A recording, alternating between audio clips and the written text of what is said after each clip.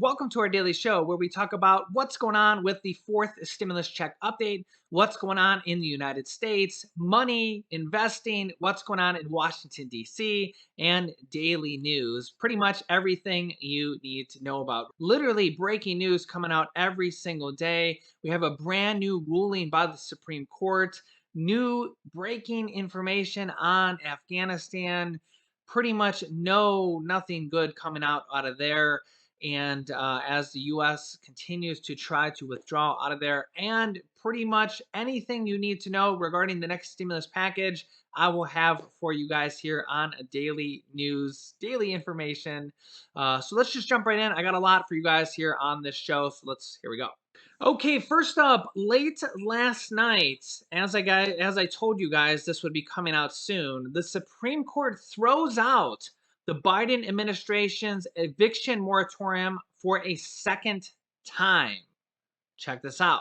The Supreme Court on Thursday night blocked the Biden administration's related eviction moratorium, saying, quote, Congress was on notice that a further extension would almost surely require new legislation. Yet it failed to act in several weeks leading up to the moratorium's expiration. Well, they did act because they extended it, so I'm not sure. The Supreme Court wrote in an unsigned 8-page opinion. Now, note here, I'm going to read you two different articles from two different sources. So, as you can see here, this is the Supreme Court's opinion. This is where it's going to get a little bit political here. Okay. If a federally imposed eviction moratorium is to continue, Congress must specifically authorize it. Note that the three liberal justices dissented publicly, citing the spike in the cases and the Delta variant. So what this means here is that there's 9 Supreme Court justices, okay, and 6 of them are Republicans, and 3 of them are Democrats. And we know this because they're appointed by presidents, and presidents always appoint their own Democratic or Republican candidates, okay? And remember, Supreme Courts, this is where they get political. Believe it or not, the Supreme Court is, dare I say, very political in nature. Okay, and this is a very typical case where it gets very political. In the past, we would always have the Supreme Court where it would be 5-4. It would be like 5 Democrats, 4 Republicans, or 5 Republicans, 4 Democrats.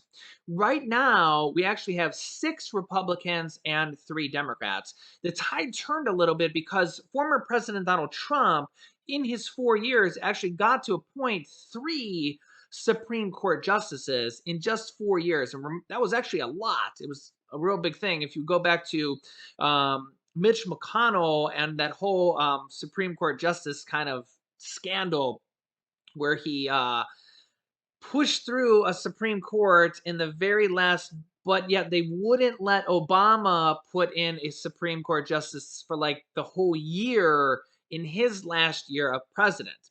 And then when former President Trump came in at his first year of president, they pushed in a Supreme Court justice. Yeah, it's kind of a whole big thing, but nonetheless, because Supreme Court justices, they stay there for life. For life. So it's kind of a big thing, and this is where it comes down to. These make a big thing because there's basically Republican presidents appoint Republican justices, Democratic presidents appoint Democratic justices. Okay, so right now we have 6 Republican justices and 3 Democratic justices. And this is exactly what happened. So President Biden was urging the Supreme Court to hold up his eviction moratorium. And lo and behold, I'm not choosing sides here, but this is what happened. The 3 Democratic judges voted in favor of the Democratic president, President Biden, to uphold the president's eviction moratorium. So the 3 Democratic judges said, yeah, we believe in the Democratic president, President Joe Biden. And all 6 of the Republican Supreme Court justices all said no, and they struck it down. And that's very, very typical, believe it or not. If you go back and look at Supreme Court justices' rulings for many, many years, not just right now, I'm talking about for years and years and years. If you're a student of history, you can go back and look. Again, not just right now, not just in 2021. You can go back and look at 2020, 19, 18, for years and years and years. Oftentimes, and a lot of times in the past, like I said, the Supreme Court, right now it's 6-3, but a lot of times it would be 5-4. Sometimes it would be Republican ruled, sometimes it would be Democratic ruled. But a lot of times, that's why the Supreme Court's a big deal. And whether it's Republican or Democratic ruled, a lot of times it comes down to whether it's ruled by Republicans or Democrats. And this is where it gets very, very political. And a lot of times you see all the Republicans vote together and all the Democrats vote together. And that is exactly what happened here today in this ruling. So as you can see here in this another different article, a divided Supreme Court on Thursday blocked an eviction freeze put in place by President Biden administration to shield cash-strapped tenants from the pandemic. In a ruling that appeared to break along familiar ideological lines, a conservative majority court, exactly what I just told you, a Republican majority court, lifted the stay on a federal judge's order, which found the CDC's eviction moratorium unlawful. And again, I'm not choosing sides here, guys. I'm just telling you, I'm just explaining to you guys what happens or what happened. They said the equities do not justify depriving the applicants of the district court's judgment in their favor. So remember, the district court actually decided that and this is where we get a lot of opinions. The Supreme Court had a different opinion than the lower court, the district court. The district court decided that the opinion should stay, and the Supreme Court had a different opinion than the lower court, the district opinion. Yeah. The equities do not justify depriving the applicants of the district court's judgment in their favor. The justices wrote in an unsigned order. I don't know why it's unsigned. The moratorium has put the applicants, along with millions of landlords across the country, at risk of irreparable harm by depriving them of rent payments with no guarantee of eventual recovery. The court's 3 liberal justices, aka the Democratic justices, wrote in a dissent, noting that stripping the federal protections may result in crowded living conditions where the doubly contagious Delta variant threatens to spread quickly. And that's why I'm not really choosing sides here, because a lot of people, I could argue either side here. I could argue the side of the landlords have not been getting paid for many, many, many months. And I can feel their pain too. I'm not a landlord. I don't have any rental properties or anything like that. But I understand that because I've read a lot of stories about mom and pops, even people that are retired that, took out a rental property. They got a full-blown loan. They have like a rental property where they pay $1,000 mortgage and maybe they rented it out for like $1,200 a month. They're only making $200 a month when they have a tenant in there and the tenant's not paying, and they're literally going to be going bankrupt and filing bankruptcy and foreclosure and all this stuff. And the renter in there is not paying rent, and this is like their retirement, and it's a very tough situation. Now, the rental assistance, which I had a video on yesterday, I'll link you to that at the end of this video with how you can apply for rent assistance. You can actually get up to 12 months of rent assistance paid by the third stimulus check package. It's just been very, very slow. The rent assistance is supposed to help out both the renters and the landlords, because the rent assistance goes to the landlord. It goes to the landlord eventually. It goes to the landlord. So again, it helps out the renter who's behind, but eventually or ultimately goes to the landlord. So it's supposed to help out everybody. It's supposed to help out the renter and the landlord. But alas, we know that all the states are behind. It's not the federal government or the president's fault, because the states have the money for the rent assistance. It's all the states' faults, honestly. And from what I understand is the states are actually lowering the threshold for the qualifications. Apparently, they're going to start going on the honor system for some of these qualifications and lowering the threshold. Some of the thresholds are just like, they're too strict. They're too strict on these rent qualifications, on how to get this rent assistance for free. For free. You go and apply. It might take a little bit of time. You can literally get up to 3 months, 6 months, 12 months of rent assistance. And we have had viewers that have gotten $5,000, $10,000, $15,000 of rent assistance for free from the third stimulus check package. It's a very, very big deal. It might take a little bit of time because you can do it from your phone, do it from your computer. And I mean, when you think about a $1,400 stimulus check from the third stimulus check package that you may have gotten and may have been gone in just a matter of weeks, well, imagine if you get 12 months of rent assistance, okay? And it's there to help out the renters and the landlord. If you're a landlord and you have a person that's behind on rent, honestly, and link them to either of the videos, have them apply for the rent assistance because, or even your new tenant or anything like that, because there's like almost $50 billion of rent assistance there to help these people and or anybody, any rent assistance. I know there's a bunch of qualifications for this, but there could be more rent assistance in the next package. But honestly, stimulus checks, I think everybody has learned that stimulus checks are a much more efficient way of helping people.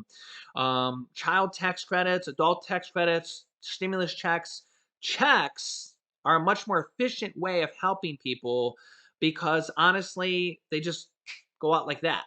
I mean, you send somebody a check, and they can pay their rent, they can buy food, they can buy diapers, they can pay their car payment, they can pay their internet payment, they can buy medicine, whatever they need to do. A check is just way more efficient. When you give the states money, man, they just do not know what to do with it. And when they start putting qualifications and income restrictions and all these other different things on it, it turns into a nightmare, doesn't it? But But I will put a big old asterisk on that because if you're one of our viewers, one of our extended family here, that has gotten rent assistance, whether it's 3 months, 6 months, 12 months, or some of the people that got more than 12 months, it's a blessing. It's a real blessing. So God bless you if you've gotten that. If you've gotten the utility assistance, if you've gotten the internet assistance, if you've gotten the internet assistance, if you haven't even applied for it, go and apply for it. This has kind of been a hot topic for the last 24 hours. Go and apply for it right here. Write it down. Go and apply right after this video. GetEmergencyBroadband.org. You just apply right here on this website. It's a federal website. You can get up to $50 off. I'll zoom in here so you can see it. Right here, you can get up to $50 off your internet bill per month for qualifying low-income households. I don't know exactly what the qualifications are. Not everybody will qualify, but a lot of people qualify. You can get up to $75 per month on tribal households if you're on tribal lands, and up to $100 off your a laptop, tablet, or desktop computer. And you literally just apply right here on this website. Don't apply anywhere else. I've seen people say they call their cable company and they run them through the whole rigmarole. It's much easier to just apply right here. In fact, like I think 90% of our viewers have applied right here, and it's just way easier to do it right here. Okay. So I may need to change my font color here on the eviction moratorium, as you can see here. So the recently passed eviction moratorium has now been overturned by the Supreme Court. So it's now in jeopardy, big time in jeopardy. So we don't know exactly what's going to happen here. So it's on life support. Let's put it that way. So in the next few days, we're going to see what's going to happen here. So this is for up to 15 million people are behind on rent and up for eviction moratorium, could be evicted. It's a lot of people, up to 15 million people. So I'm going to put that on in red there because you never know. The Biden administration could pull another rabbit out of their hat. This is the second time the Supreme Court has stricken this down. Yeah. So, but remember they stricken this down before. Yeah, say that 5 times fast. But they found a way around to do it again, and it provided temporary relief for people before. I mean, words are getting all jumbled today. But you never know. They might find another rabbit in their hats. But honestly, I feel like at this point, the Supreme Court has a bug in their pants, and they're going to just overrule the Biden administration at any given point. Now, note that they did say that the Congress, the House and the Senate, if they want to extend this, they can do this. The problem with that is that they need every single Democrat to extend the eviction moratorium. I'm not sure if every single Democrat is going to be for that. Now, remember, they're going to need 100% of them in the Senate and also 99% of them in the House to extend this. So please keep that in mind. Of course, we also know that basically stimulus checks is a much more efficient way. Stimulus checks or tax credits, child tax credits, remember those end at the end of this year. Those are only passed for this 1 year. They need to extend that in this next package, as well as adult tax credits, basically checks for adults, whether that's going to be on a tax return or they're going to send it out immediately, like the child tax credits, but for adults. They did say there is going to be an adult tax credit in this next package. Now, remember that the child tax credits, they made a change that you don't need any earned income at all. Okay. So if you're, for example, a stay at home mom that has no earned income, or if you're on Social Security and you don't have any earned income at all, you get the child tax credits, that $3,000 to $3,600 per year. So they could do that as well for the adult tax credit that is being proposed for this next stimulus package. They did say there will be an adult tax credit in this next package. Remember, a tax credit is basically a check. A stimulus check is actually an advanced refundable tax credit. It's a check. Whether you get the check right now or they give it to you at tax return, either way, a tax credit is a check. And they did say that an adult tax credit is going to be in this next package. We don't know if it's going to be for everybody. There's going to be income qualifications or how it's going to work. But they did say there is going to be an adult tax credit in this next package. And Congress and everybody is learning that the rent assistance is not working out too well. We know there's a lot more rent assistance to go around, probably about $40 billion more money. So I do recommend you apply for it. I'll link you to that video here in a moment. You should definitely apply for it if you haven't yet. But stimulus checks or tax credits, which are checks, are just a much more efficient way of sending out money to the people. And remember, this next stimulus package is the largest stimulus package ever at $3.5 trillion. So these stimulus packages are getting larger, not smaller. That's just kind of what the Democrats want to do. They just want to spend more and more and more and more and more. Now, they are paying for the majority of this package. They say they're going to pay for all this package. I don't know if they're going to pay for all of it. I think they're going to pay for the majority of it, just being realistic here. I'm a realist, so I don't know if they're going to pay for 100% of it to be real. But they are raising taxes significantly on several different portions here. President Biden says they're not going to raise any taxes on anybody making below $400,000. In fact, there's probably going to be tax cuts. Technically, child tax credits and adult tax credits are technically tax cuts. They're tax credits, pretty much the same thing. But they do want to raise taxes on corporations. There's several different proposals. We don't know exactly what they're going to be until we see the bill in writing or even the bill passed, because remember, until the bill is passed, things are going to be shifting around and things are going to be changing up for negotiations. But number one, they want to raise taxes or have a minimum tax for corporations that make $100 million or more. And they're going to put a minimum tax rate on there because corporations like Amazon are notorious for making billions of dollars. And even though there's a corporate tax rate of 25%, they get away with actually paying $0 in federal taxes because of tax loopholes and write-offs. So they're going to put a minimum tax rate potentially in there that if you make over $100 million in profits, or potentially even gross sales, we're going to have to see how they write the bill, that you will have to pay a minimum tax regardless of how many write-offs you have. A way to force them to pay taxes. They're also going to probably raise taxes on individuals making over $400,000 and individuals making over $1 million. And they could have a wealth tax on billionaires. So they may have different taxes on different wealth levels. So people making over $400,000, people making over $1 million, billionaires, corporations, they're going to have all sorts of different things in there to pay for this package, corporations, individuals, as well as all sorts of stimulus items. Basically, if you listen to Bernie Sanders, what he's been saying is that these people, billionaires and millionaires, that it's weird because if you're an income earner that makes a lot of money, you're in the high tax bracket that pays 37%. And on top of that, you have state taxes that's maybe 5%, you're at 42%. And then you have other taxes on top of that, you're probably paying over 50% taxes. So those type of people actually pay more than 50% of the money they earn to taxes. So those people actually pay a lot. They actually pay more than what they make to taxes.